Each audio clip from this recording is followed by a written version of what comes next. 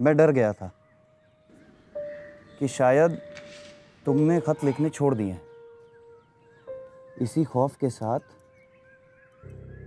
एक आखिरी खत लिखने जा रहा था, एक आखिरी बार अलविदा कहने के लिए।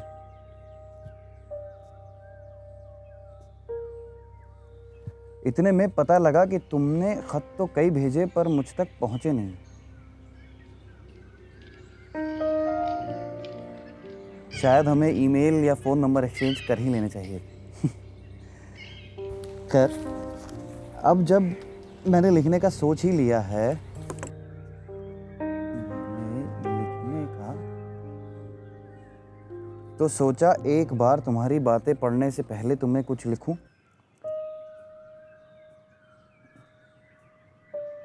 तुम्हारी बातें पढ़ने से पहले तुम्हें कुछ लिखूं और एक बार सब कुछ पढ़ने के बाद।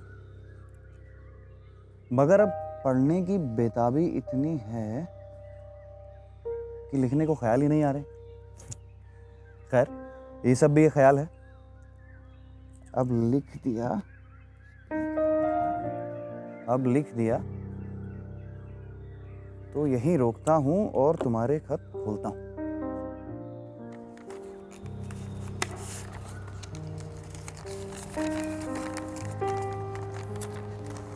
तुम्हें कैसे पता कि मुझे जास्मिन की खुशबू पसंद है?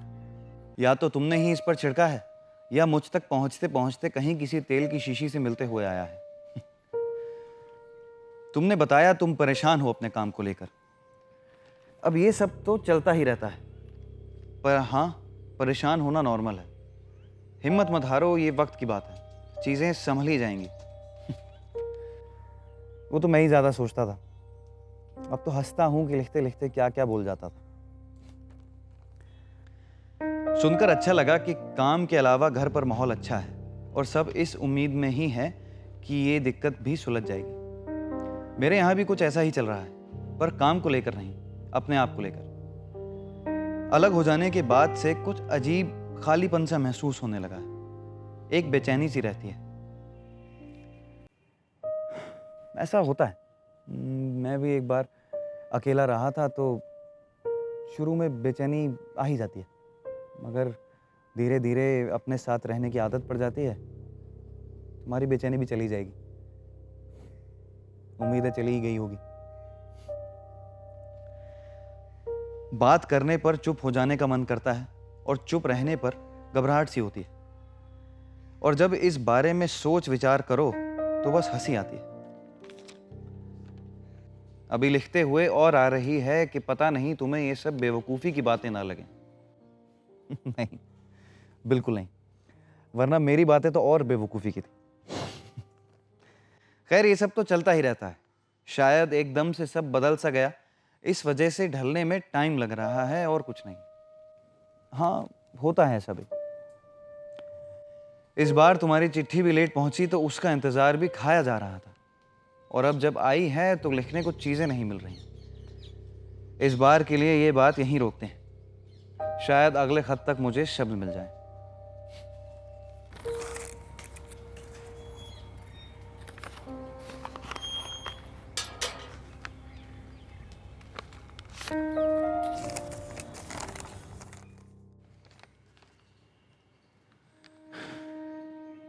मुझे पता है कि पिछले खत में कुछ खास लिखा नहीं था मैंने, पर कम से कम छोटा मोटा जवाब तो उसका भी मिल ही सकता है। 2 महीने की चुप्पी तो बहुत कुछ बोल जाती है, वो भी गलत अंदेशे के साथ में। ऐसा नहीं था। खैर, उम्मीद है कि तुम्हारा काम अब संभल गया होगा। मैंने यही माना है कि तुम्हारे काम के चक्कर में शायद तुम फ्री ना हो पाए और इसलिए जवाब नहीं दे पाए। मुझे लगा तुम काम में बिजी हो, इसलिए मुझे जवाब नहीं आ रहा। थोड़ा मन बेचैन है तो शायद नाराजगी से लिखना शुरू कर दिया, मगर ऐसा नहीं कि सिर्फ नाराजगी ही है। कोई बात नहीं, मैं बिल्कुल बुरा नहीं माना। मैंने घर के लिए कुछ नई चीजें खरीदी ताकि कुछ रौनक लगे। एक कैंडल भी ली है, जास्मिन की खुशबू वाली। अभी भी सस्पेंस मारे जा रहा है कि तुम्हें पता कैसे लगा कि मुझे उसकी खुशबू पसंद है। खैर, अब ऐसा लग रहा है कि या तो घर जास्मिन के पेड़ से घिरा हुआ है या पूरे घर में किसी ने तेल की शीशी गिरा दी है। उसके अलावा रोशनी आजकल बहुत सुकून देती है। धूप जिससे पहले चिढ़ मचती थी, अब वो आराम दिलाती है, मानो हरारत में किसी ने गर्म कंबल लपेट दिया। एक नई नौकरी शुरू करी है मैंने। नौकरी? तुमने कैसे मन बदल लिया?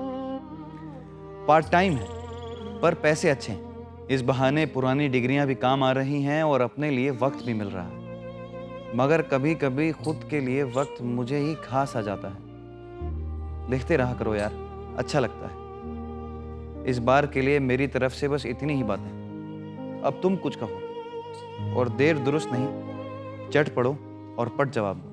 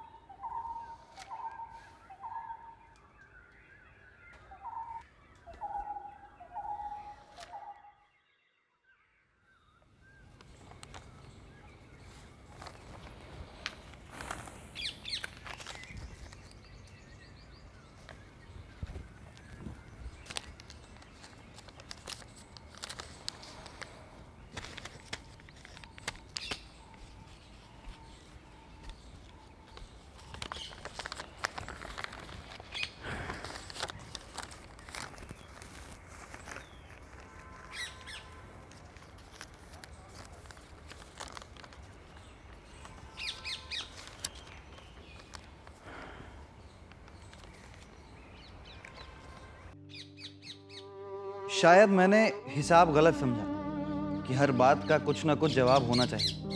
नहीं, बिल्कुल सही समझा। शायद मेरी कही बातों में कुछ कमी है कि वो जवाब के लायक नहीं है। नहीं, कोई कमी नहीं है। ये बातें मेरे लिए एक सहारा थी, और शायद कहीं ना कहीं अभी भी हैं। इसीलिए ये बातें बगैर किसी जवाब की उम्मीद में अभी भी लिखी जा रही हैं। शायद तुम मुझसे नाराज हो। नहीं, बिल्कुल नाराज नहीं। अब मुझे याद तो नहीं कि मैंने ऐसा क्या लिखा जिससे ये बातें एक तरफा बन गई, पर मुझे शक है कि जब मैंने तुमसे ये कहा था कि हमें एक बार मिलना चाहिए, तकरीबन उसके बाद से ही हमारी बातें फीकी सी बढ़ गई थी। शायद मुझे ऐसा नहीं कहना चाहिए था।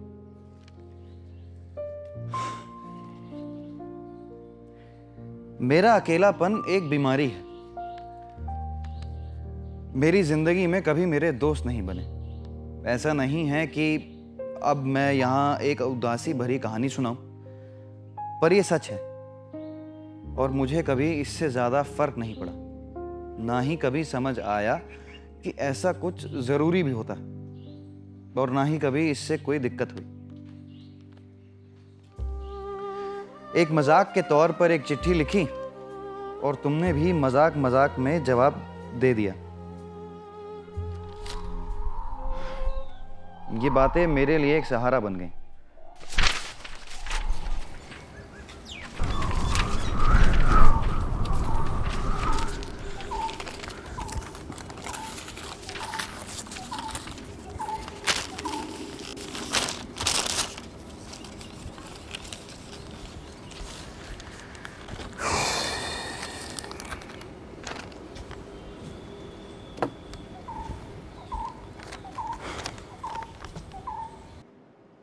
सच तो ये है कि इन बातों के रुक जाने के बाद ही मुझे ये पता लगा और समझ आया कि क्यों लोग दोस्तियां करते हैं।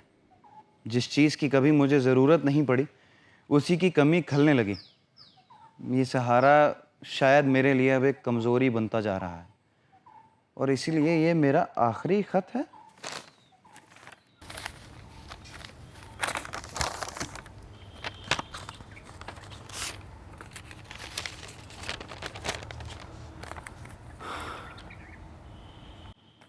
मुझे माफ़ करना, पिछले खत में मैंने लिखा था कि वो आखिरी है, और उस वक्त शायद वो था भी।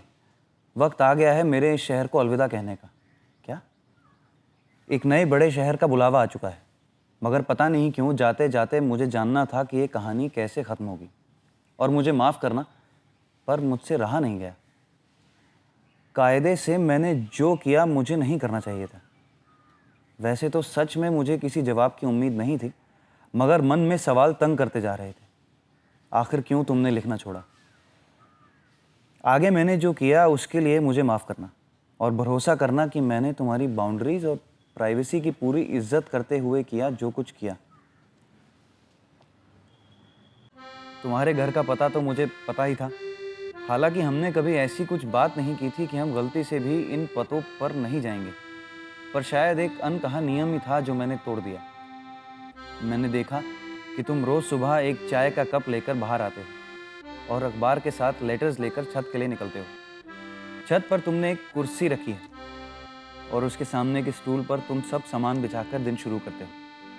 इस सब में मैंने देखा कि तुम हर बार लेटर्स में कुछ ढूंढते थे और उसके ना मिलने पर कहीं ना कहीं नाराज होते थे। ये देखकर मुझे लगा कि शायद मेरा ये समझना कि तुमने मुझसे बात करना छोड़ दिया है गलत था। मैंने इसी उम्मीद में पता किया कि आखिर क्यों मेरे खत तुम तक नहीं पहुंचे। पोस्ट ऑफिस जाकर पता लगा कि तुम्हारा मोहल्ला नॉर्थ ईस्ट डिस्ट्रिक्ट की जगह ईस्ट में चला गया, जिससे पिन कोड बदला और इत्तेफाक से पोस्ट मास्टर भी बदले। और जब पुराने पिन कोड के हिसाब से नॉर्थ ईस्ट डिस्ट्रिक्ट में मेरा खत पहुंचा तो नए पोस्ट मास्टर साहब को पता ही नहीं था कि पुराने सिनेमा हॉल के पीछे वाली कॉलोनी बराबर के डिस्ट्रिक्ट में है, और ना उन्होंने ढूंढने की जहमत करी। तुम्हारे भी सारे खत उन्होंने साथ में ही बांध दिए, क्योंकि मेरा एड्रेस दोनों पर था। जाते जाते मुझे ताना भी दिया कि 2013 चल रहा है, आपने ईमेल क्यों नहीं भेजी। ये सब सुनकर मुझे बुरा तो बहुत लगा, मगर हंसी भी आई। मन करा कि तुम्हें ये सब बता दूं ताकि हम फिर से बातें कर पाएं, पर फिर मुझे लगा कि शायद ये इत्तेफाक ही हमारी कहानी को एक रोमांचक अंत देता है। मैंने तुम्हारे खत पढ़े। अच्छा लगा जानकर कि तुमने भी लिखना नहीं छोड़ा था। शायद ये कहानी ऐसी ही थी कि पीछे पीछे चलती रही और किरदारों को ही पता नहीं लगा। ऐसा मत सोचना कि ये अंत बुरा है। कुछ एंडिंग्स ना अच्छी होती हैं ना बुरी, वो बस होती हैं। ना वो रुलाती हैं ना वो फूट फूट कर हंसाती हैं। वो बस एक मुस्कुराहट के लायक होती हैं और वो काफ़ी होती हैं। वैसे मैंने तुम्हें आखिरी चिट्ठी भेजी नहीं, बस अपनी सारी चिट्ठियां लाकर तुम्हारे दरवाजे पर रख दी और एक लिफाफे में तुम्हें एंडिंग लिखकर दे दी। एक और चीज़ के लिए मुझे माफ़ करना, पर मुझे देखना था कि क्या तुम सच में जोर से मेरे खत पढ़ते हो।